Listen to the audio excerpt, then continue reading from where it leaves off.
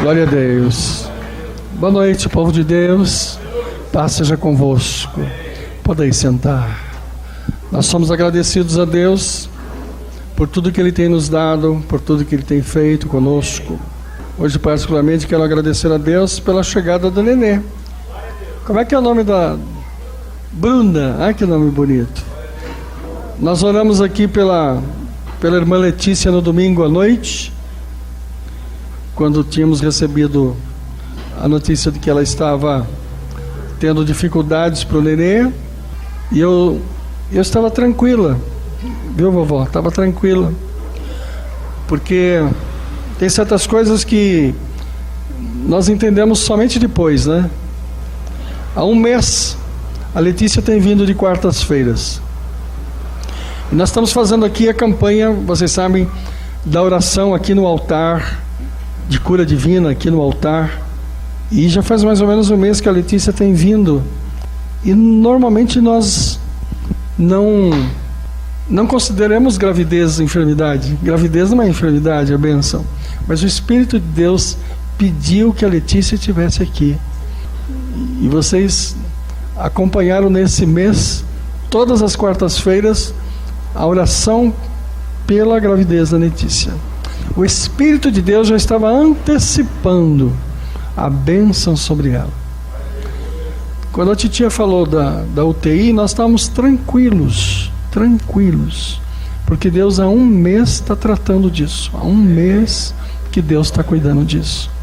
Então, no domingo nós oramos, selamos diante de Deus, e a Bruna veio com saúde, bonita, e parece que a Letícia está com um pouco de anemia, um pouco ainda, mas guardada e cuidada pelo Senhor Deus, mais do que todas as nossas ações. Por isso que é importante, né? A gente não entende as coisas de Deus, mas você vê os propósitos de Deus, né? Quando Deus te manda orar por alguém, faça isso. Faça, porque nós não sabemos os propósitos, mas Deus conhece todos os propósitos de Deus. E eu agradeço a Deus pela Bruna e glorifico a Deus por esse mês que a Letícia recebeu a ministração aqui no altar, porque o que ela passou era bastante perigoso, muito perigoso, uma gravidez que poderia ter dificuldades, tanto que ela ficou na UTI desde domingo, mas, né, ainda está na UTI. Então, e o Senhor proveu a bênção sobre a vida dela, sobre a Bruna, que veio com saúde, está entre nós, abençoada de Deus. Então o Espírito de Deus estava lá. O Senhor já tinha sido o médico nessa necessidade.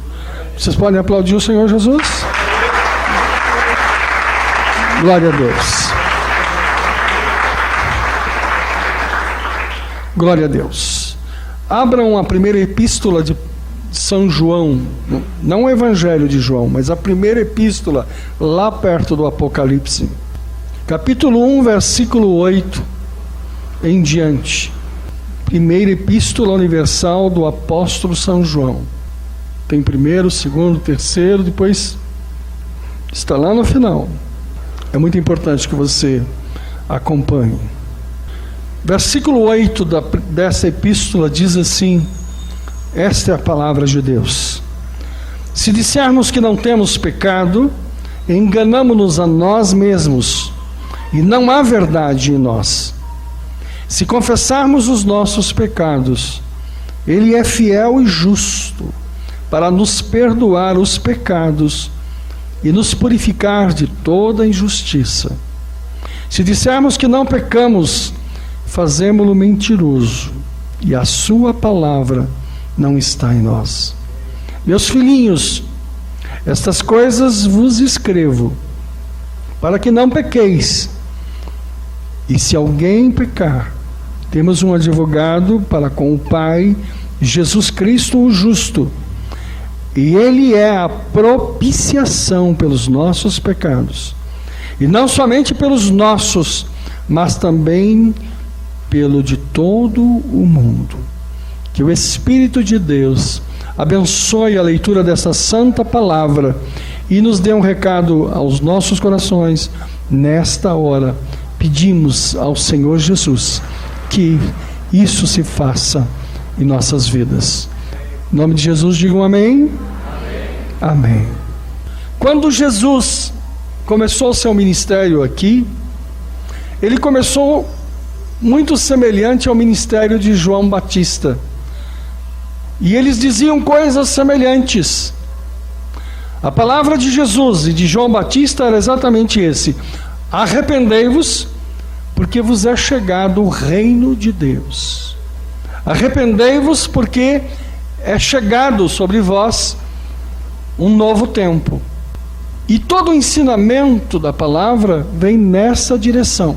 Arrependei-vos, fazei penitência, nessa direção sempre de, se dizemos que não temos pecados, somos mentirosos. Algumas pessoas, elas podem posar como seres absolutamente intocados pela impureza, pela sujeira da vida, mas na verdade, como seres humanos, nós todos os dias temos contato.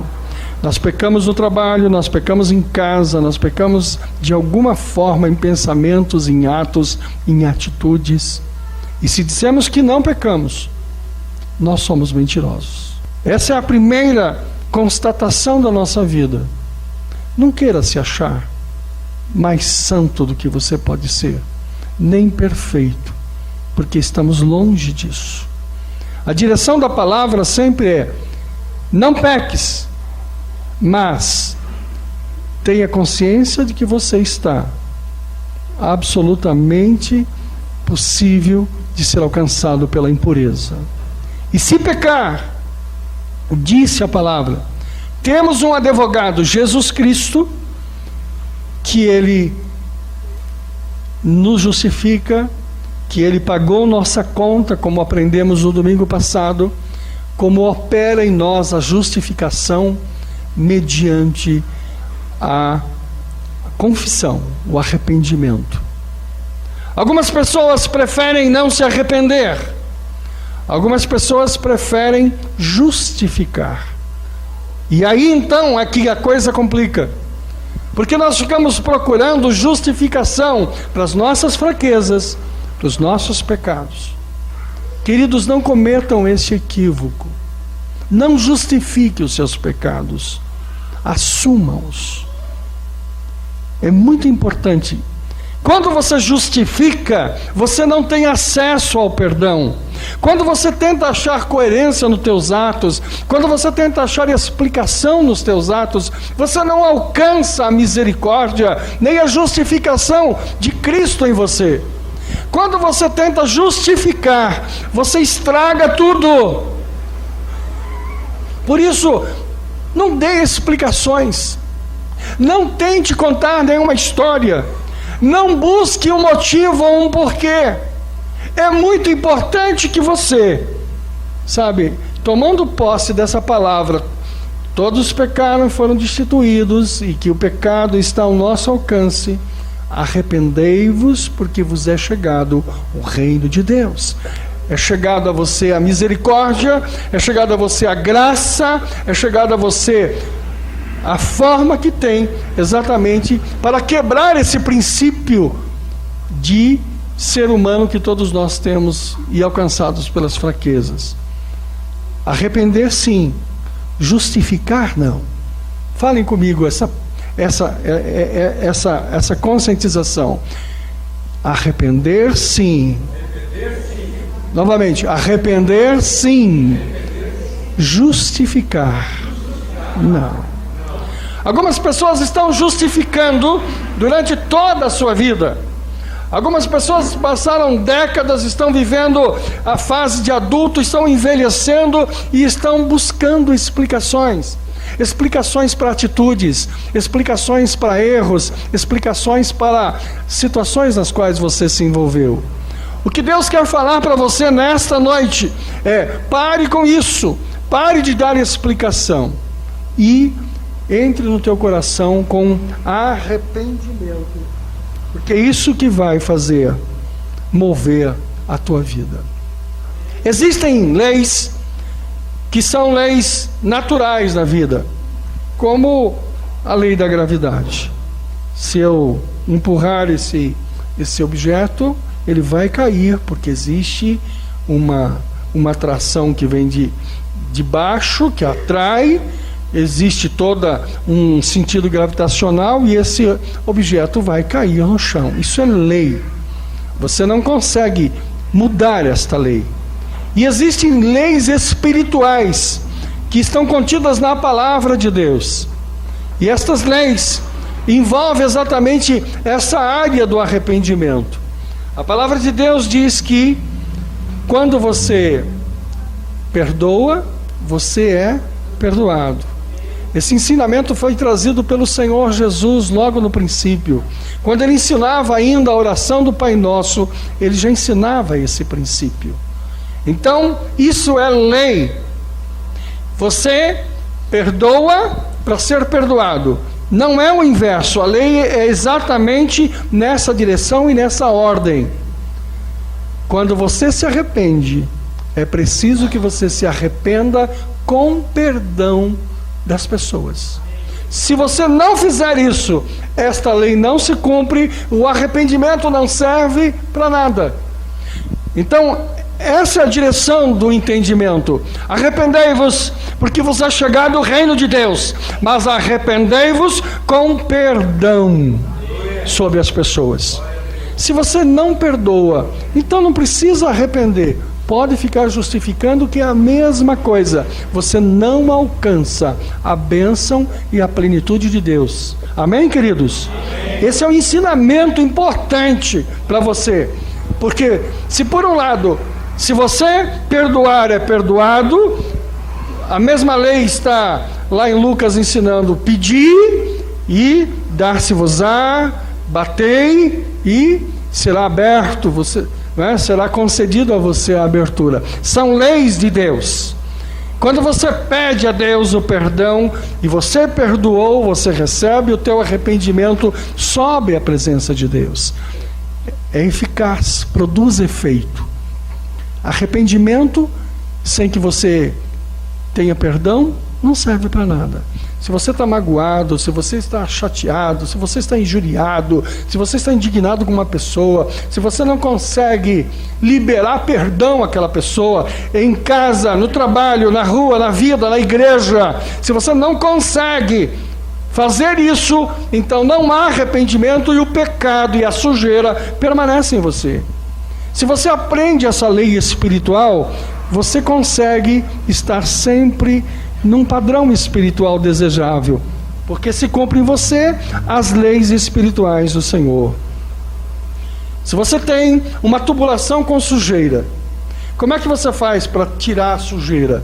Basta você ligar a torneira lá na outra ponta. A entrada de água limpa pela tubulação empurra a sujeira para fora.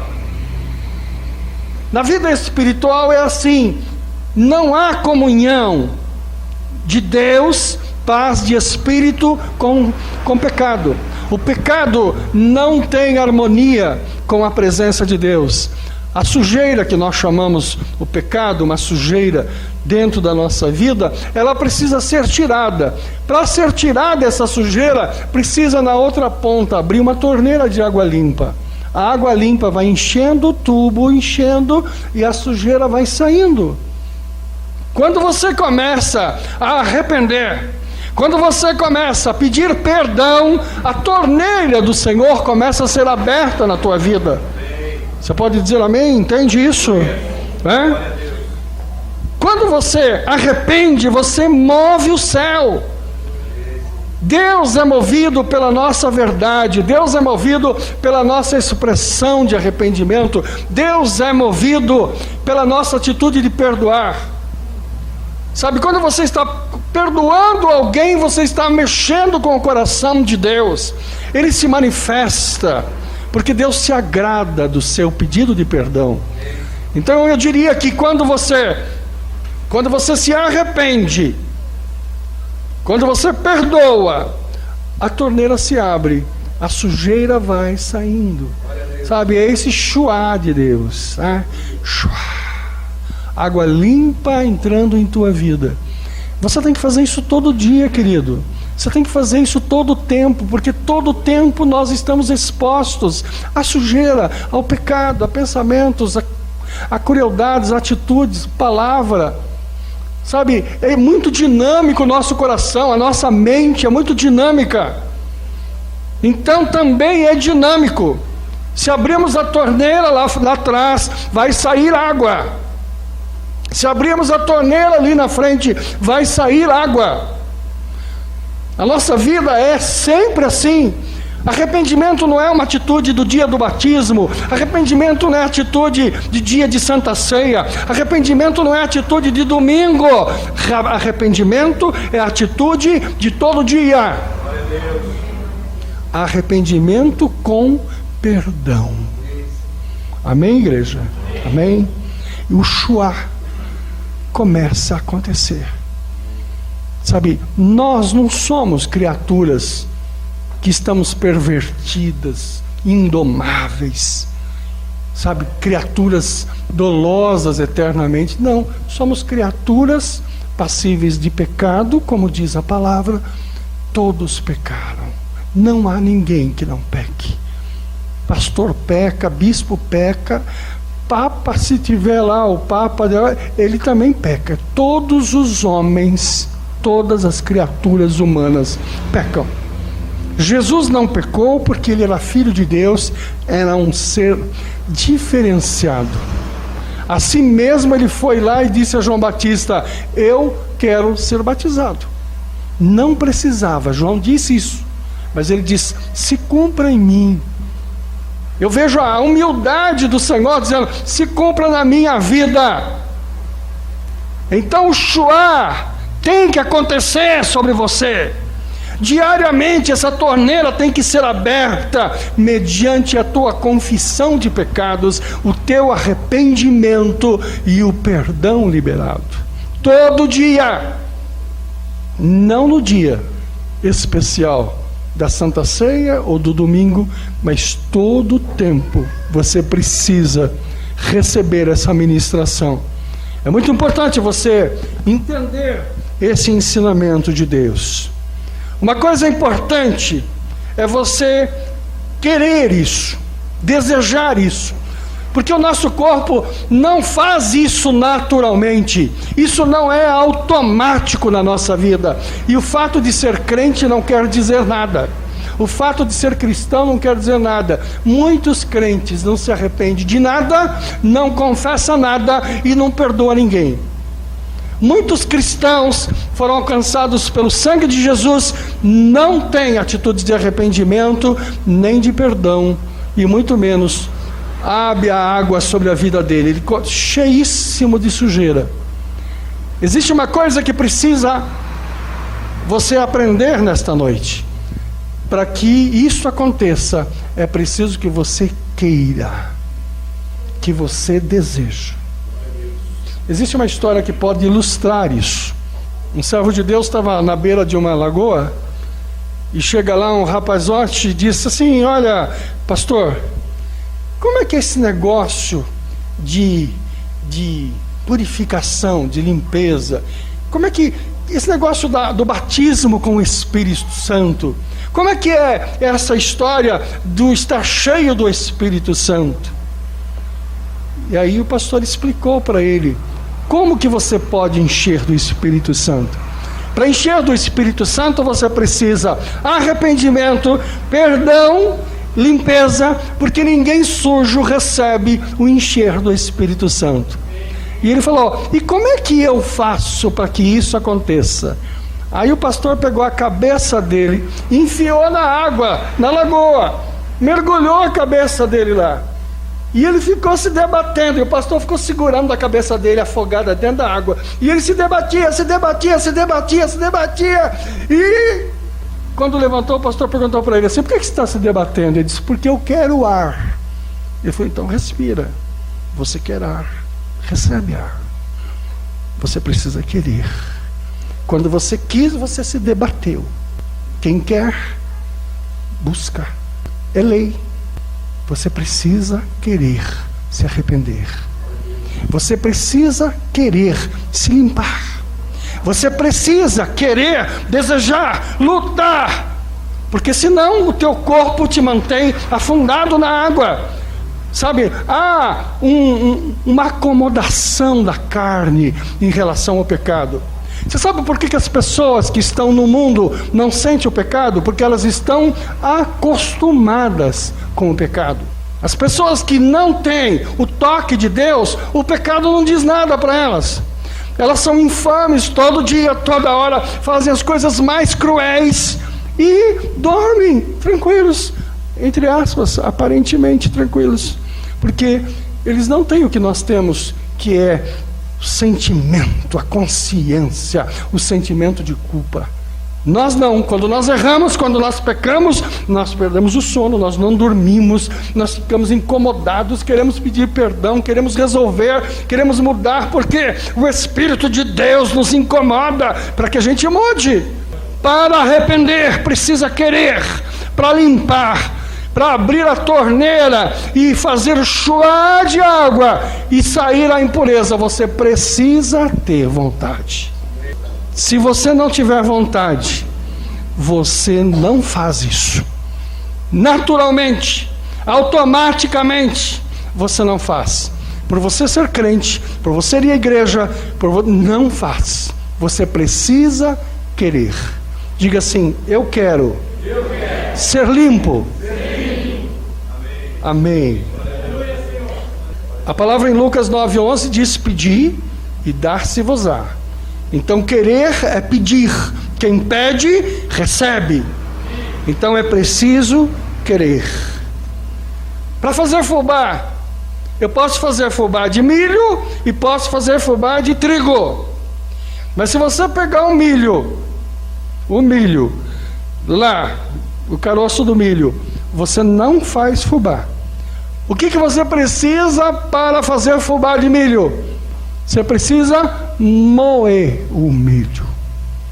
O que você precisa para fazer fubá de trigo? Você precisa moer o trigo, senão não sai fubá. Se você quer limpar a sujeira, moa.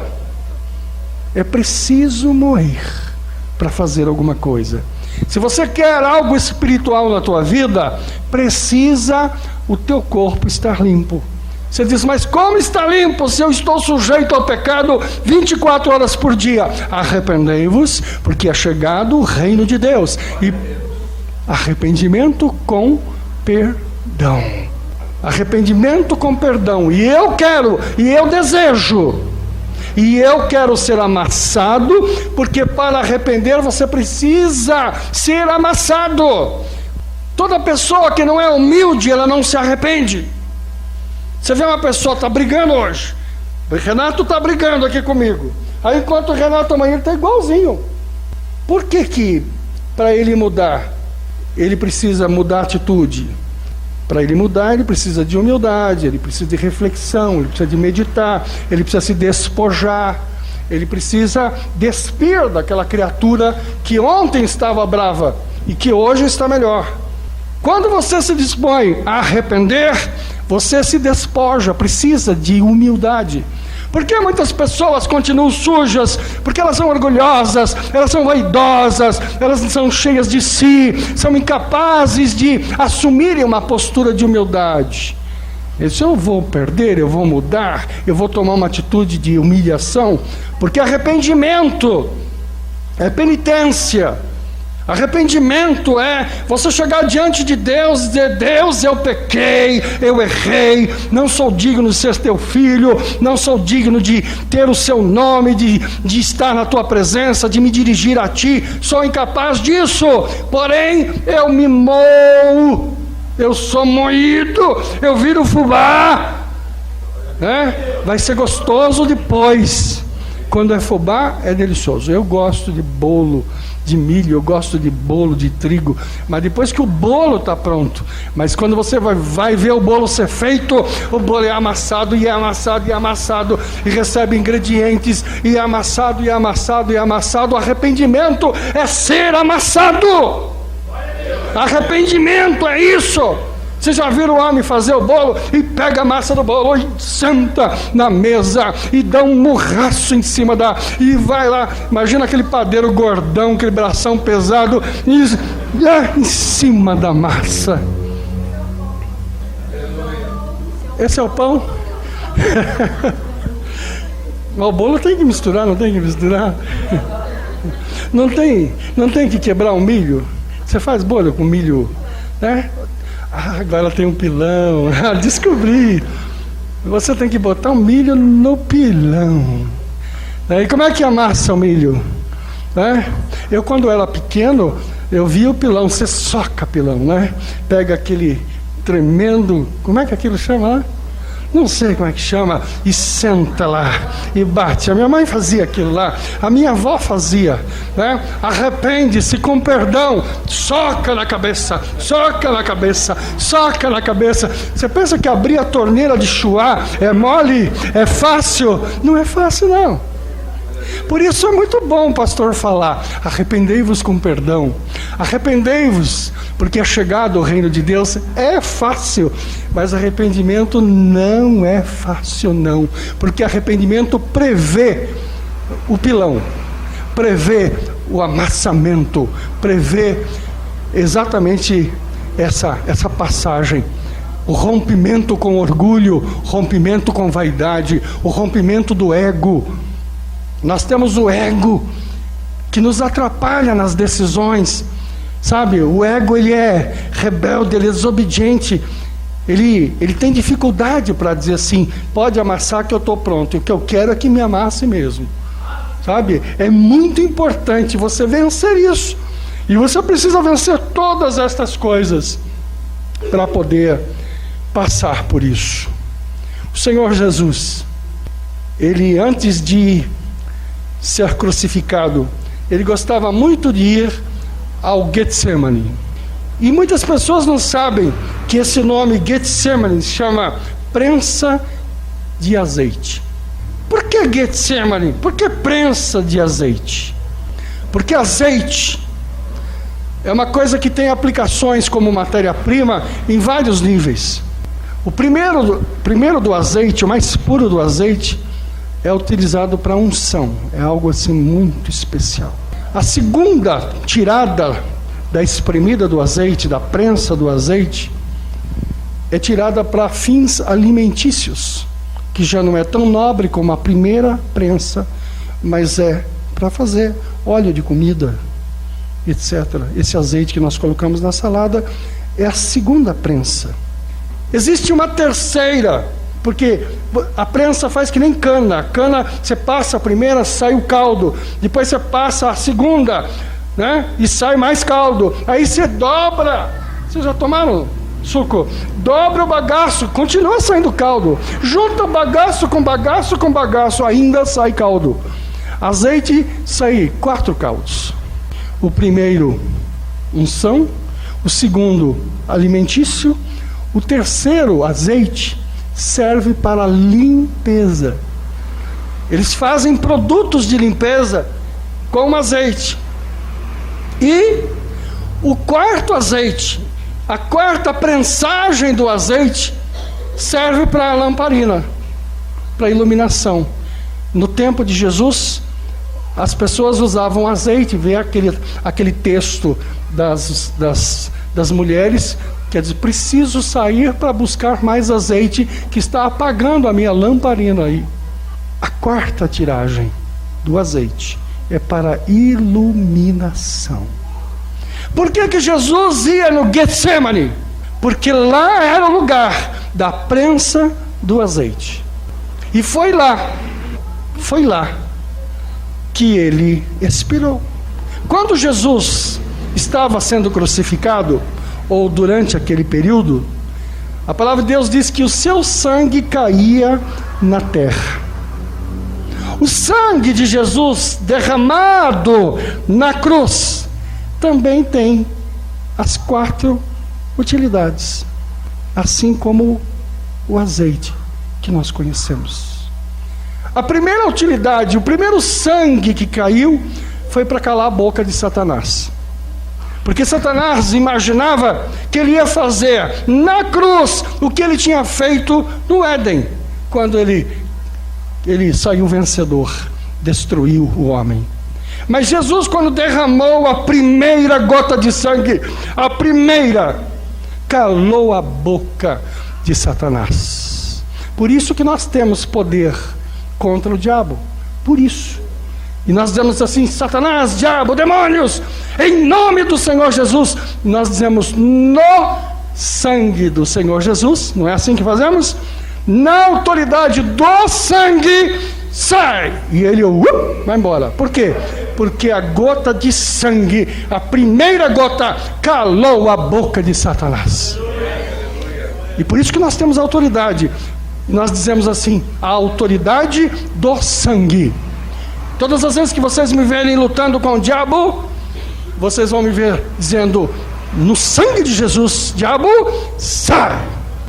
Então o sangue, a primeira gota, foi de autoridade. A segunda gota de sangue é a alimentação. É a salvação da nossa vida e a alimentação da nossa vida. Quando Jesus derramou o sangue, ele calou a boca de Satanás e nos lavou. A segunda gota é a torneira que abriu. É o sangue remidor.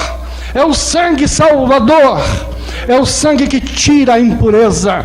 É o sangue que aniquila a sujeira. É o sangue que perdoa pecados. Porque o pecado, ele é perdoado mediante o perdão, mas o pecado vem pela ação do sangue de Jesus. É o sangue derramado que é o motivo do perdão dos nossos pecados. O pecado só é pago com derramamento de sangue. Se vocês forem lá para o Antigo Testamento, eles reuniam para fazer o bode expiatório. Eles mandavam o bode, eles faziam sacrifícios para derramamento de sangue, porque a remissão de pecados era feita com derrame de sangue. Jesus derramou seu sangue para a remissão dos pecados, e a segunda parte do sangue é para salvação e alimentação. A terceira parte do sangue derramado ainda é a limpeza. O azeite nós usávamos para a limpeza. A terceira parte do sangue é a limpeza do tubo. Cada dia, esse sangue que nos salvou, esse sangue que repreendeu Satanás, é o sangue que nos purifica de todo o pecado. Pelo sangue somos purificados de todo o pecado. E a quarta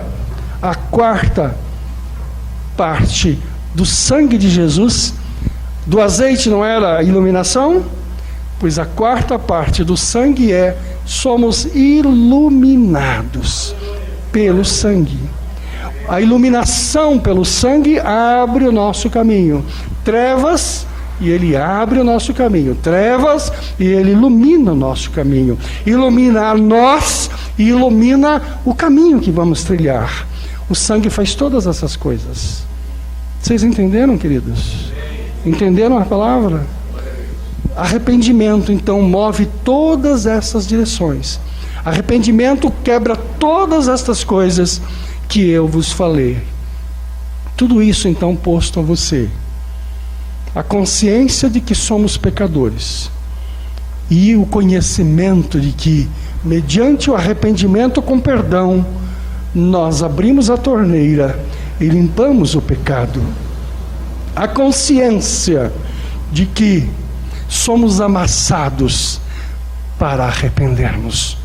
Somos moídos para arrependermos. Arrependimento não vem automático, mecânico, fácil. Vem pelo amassamento, pelo pilão em nossas vidas.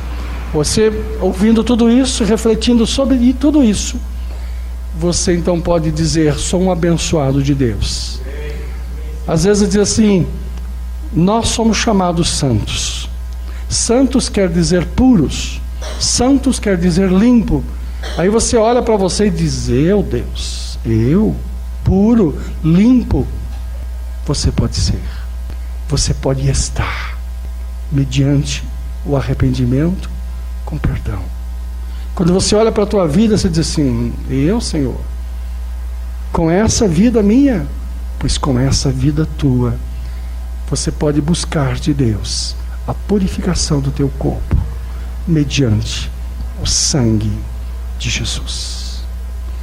Que essa palavra possa abençoar a tua vida e fazer diferença em você. Que você tenha entendimento, capacidade para absorver essa mensagem, que é muito profunda, mas que diz tudo sobre o que significa ser um filho de Deus. Filho de Deus não é uma carteirinha, não é uma igreja, não é uma denominação, não é um pastor, não é um sacerdote, não é coisa nenhuma. Ser servo de Deus é ter acesso. Shua, shua. Repitam comigo. Shua. Só poucos repetiram. Shua. Mais forte. Shua.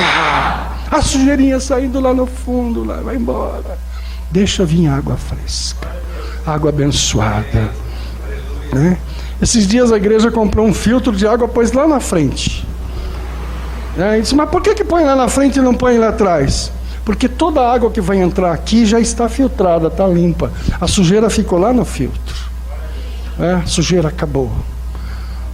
Quando o Senhor, no domingo nós pregávamos, o Senhor dizia assim, na palavra Filemão, Paulo dizia assim: tudo que ele te deve, tudo que o Onésimo te deve, põe na minha conta. Nós colocamos na conta do Senhor. O Senhor foi o filtro. Toda a água que passa por aqui, até a água que vai aos sanitários, a água da toalete, a água que nós bebemos, toda ela está limpa, pura, porque o filtro industrial ali purificou toda a água. E nós não precisamos de outra água, não precisamos buscar mais, comprar no supermercado, porque a água que entra pela torneira, ela está limpa e purificada.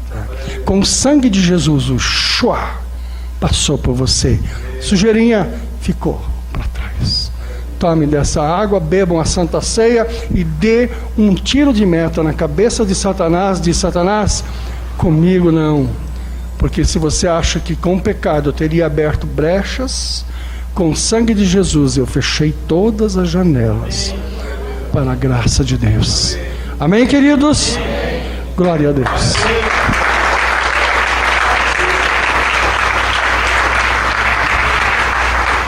Vamos participar da Santa Ceia. Abra a torneira aí e vem tomar a ceia. Porque a palavra, quando você lê 1 Coríntios 11, diz: tome com consciência, não tome impuro. Quem é sujo não tome, quem tem problema não tome. E muita gente diz assim: não vou tomar, pastor, por quê? Estou com problema. E aí sai ali fora o diabo em cima, tá aí na consciência e tal. O que você tem que fazer para tomar a Santa Ceia? Shua. Só isso. Shua. Abre a torneira. Arrepende. Perdoa. Tenha vontade. Quero água. Quero bênção. Fácil de entendimento. É difícil de aplicar, mas fácil de entender.